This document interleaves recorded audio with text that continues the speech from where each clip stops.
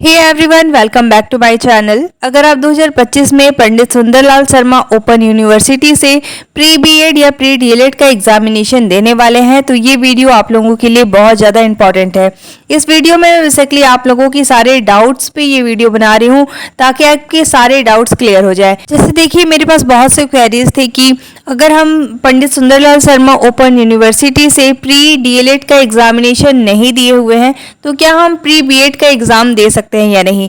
साथ ही अगर आपके पास एक्सपीरियंस नहीं है, आपको पता होगा कि अगर आपको प्री बीएड या प्री डीएलएड का एग्जामिनेशन देना है तो फॉर्म फिलअप के समय आप लोगों का 2 ईयर का एक्सपीरियंस भी फिल करना पड़ता है। साथ ही आप लोगों का जब एडमिशन होता है तो उस समय भी आप लोगों का एक्सपीरियंस मांगा जाता है। तो अगर आपके पास एक्सपीरियंस नहीं है तो आप एग्जामिनेशन दे सकते हैं या नहीं। साथ ही आप लोगों का पर ईयर कितना फीस लगने वाला है, सारे डाउट्स पे मैं एक एक करके बात करने वाली हूँ, तो वीडियो को अंत तक जरूर देखिएगा। साथ ही देखिए, ये पीडीएफ आप लोगों का लेटेस्ट पीडीएफ है जिसमें आपके सारे इन्फॉर्मेशन गिवन है।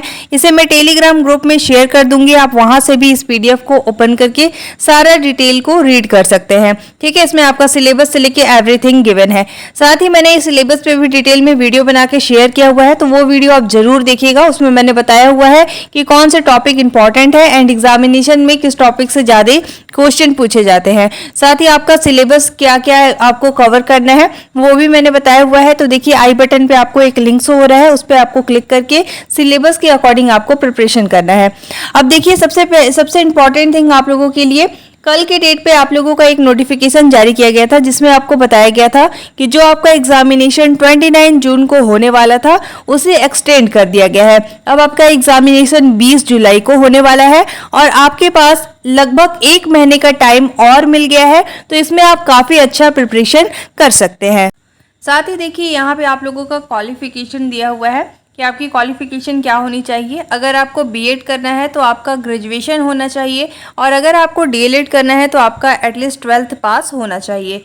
एंड यहाँ पे देखिए, आपका अगर आप बीएड करना चाहते हैं तो आपका ग्रेजुएशन में 50% होना चाहिए अगर आप जनरल कैटेगरी के हैं, और अगर आप अनुसूचित जाति या अनुसूचित जनजाति या पिछड़ा वर्ग के हैं या फिर विकलांग की स्थिति में आप लोगों को 5% अंक की छूट भी मिलेगी। एंड साथ ही बताया गया है कि सभी महिला अभ्यर्थी को स्नातक में कम से कम 5% अंक का आप लोगों को छूट दिया जाएगा। ठीक है, इसके बाद चलिए देख लेते हैं कि आप लोगों का पर ईयर फीस कितना लगने वाला है।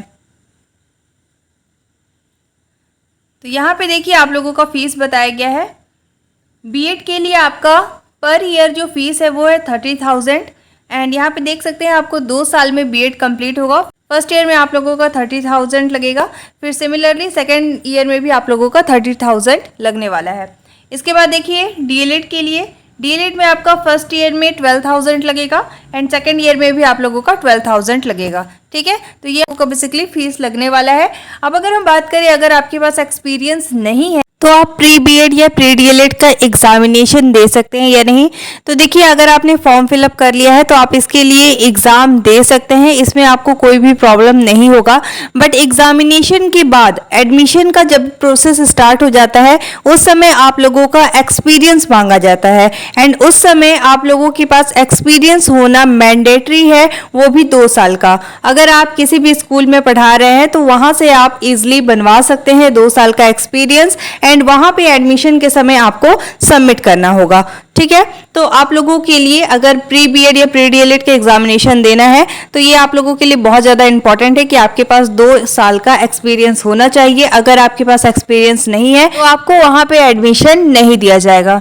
ठीक है, अब चलिए हम बात कर लेते हैं कि आप लोगों का बेसिकली सब्जेक्ट क्या रहने वाला है। इसमें भी बहुत से डाउट्स आ रहे थे कि ऑप्शनल सब्जेक्ट हम किस तरीके से सिलेक्ट करेंगे।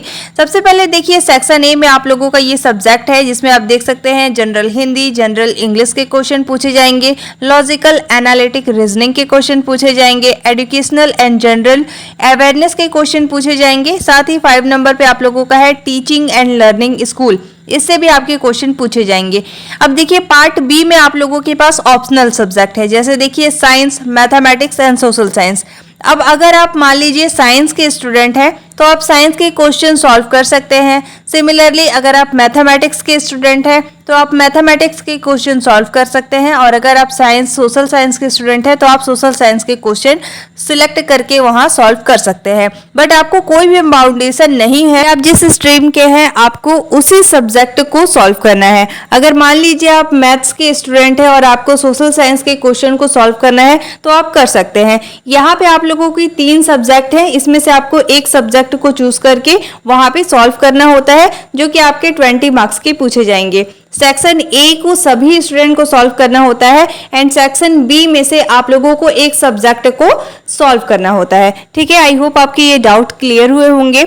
अब देखिए, सबसे ज्यादा इंपॉर्टेंट ये है, बहुत से स्टूडेंट का ये क्वेरी आ रहा था कि जब आप फॉर्म फिलअप किए होंगे तो वहां पे देखे होंगे कि आपको सब्जेक्ट सिलेक्ट करने का ऑप्शन नहीं दिया गया था, जिससे बहुत से स्टूडेंट ये पूछ रहे थे कि हमारा फॉर्म फिलअप गलत तरीके से हुआ है या फिर हमें सब्जेक्ट चूज करने का ऑप्शन नहीं मिला। तो इसमें देखिए, यहाँ पे फॉर्म फिलअप के समय कोई भी ऑप्शन आपको नहीं दिया गया था सब्जेक्ट सिलेक्शन का।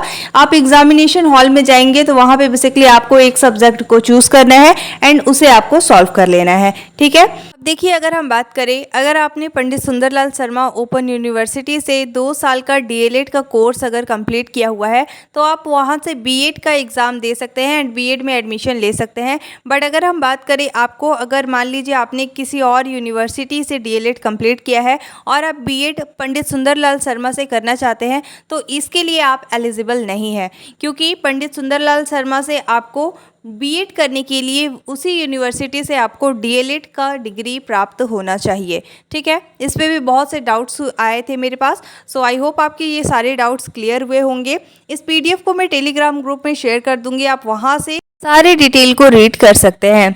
साथ ही देखिए, यहाँ पे आप लोगों का परीक्षा हेतु आवेदन के लिए आप लोगों को 1000 रुपीज़ पे करना था। इसमें भी बहुत से स्टूडेंट का ये डाउट था कि अगर हम अनएम्प्लॉयड है तो हमें 1000 रुपीज़ पे करना है या नहीं। तो मैंने वहाँ पे सारी डिटेल को चेक किया हुआ था। वहाँ पे अगर आप एम्प्लॉयड है या फिर अनएम्प्लॉयड है, डजेंट मैटर, आप सभी को 1000 रुपीज़ पे करना है। इसके बाद ही आप लोगों का फॉर्म सबमिशन माना जाएगा। ठीक है, तो आप लोगों को यहाँ पे 1000 रुपीज़ सभी स्टूडेंट को पे करना था, क्योंकि देखिए यहाँ पे आप लोगों का फॉर्म फिलअप एंड काउंसलिंग दोनों के लिए ये आप लोगों का पेमेंट रहेगा 1000 रुपीज़। अलग से आप लोगों को अलग से काउंसलिंग कराने की रिक्वायर्ड नहीं है, साथ ही आप लोगों को अलग से पेमेंट करना भी नहीं है, इसलिए यहाँ पे आप लोगों का 1000 रुपीज़ लिया जाता है। जैसे आपने देखा होगा कि सीजी व्यापम में आपका अलग से काउंसलिंग होता है एंड हर बार आपको अलग अलग काउंसलिंग में कॉलेज सिलेक्ट करने का भी ऑप्शन दिया जाता है, बट यहाँ पे आप लोगों का काउंसलिंग एक ही बार में कंप्लीट हो जाता है जब आप फॉर्म फिलअप करते हैं। आपको अलग से काउंसलिंग आने की रिक्वायर्ड नहीं होती है। ठीक है, अब देखिए, अगर हम बात करें कि आप लोगों का एग्जामिनेशन कब होने वाला है, तो आपका एग्जामिनेशन 20 जुलाई को होने वाला है। आप लोगों के पास सफिशिएंट टाइम है, आपको इसकी प्रिपरेशन अच्छे से करनी है। आप चाहे तो इसमें स्कोर कर सकते हैं। इसमें आप लोगों को एडमिशन लेने के लिए अगर आप जनरल कैटेगरी के हैं तो आपको 70+ लाना पड़ेगा, और अगर आप SC ST या फिर OBC कैटेगरी के हैं तो यहाँ पे आप लोगों का 60+ अगर आप नंबर लाते हैं तो आपको कॉलेज अलॉट हो सकता है। बिकॉज देखिए, पंडित सुंदरलाल शर्मा का हर साल प्री बीएड हो या फिर प्री डीएलएड हो, हर साल कट ऑफ काफ़ी हाई जाता है, तो अगर आप अच्छा स्कोर करते हैं तो आपको कॉलेज अलॉट हो जाएगा। ठीक है, अब थैंक्स फॉर वॉचिंग। अब आपको इससे रिलेटेड कोई भी डाउट है, आपकी कोई भी क्वेरी है, so you can ask on comment box. Description box में टेलीग्राम ग्रुप का लिंक शेयर है, आप वहाँ से टेलीग्राम ग्रुप ज्वाइन कर सकते हैं। Thanks for watching.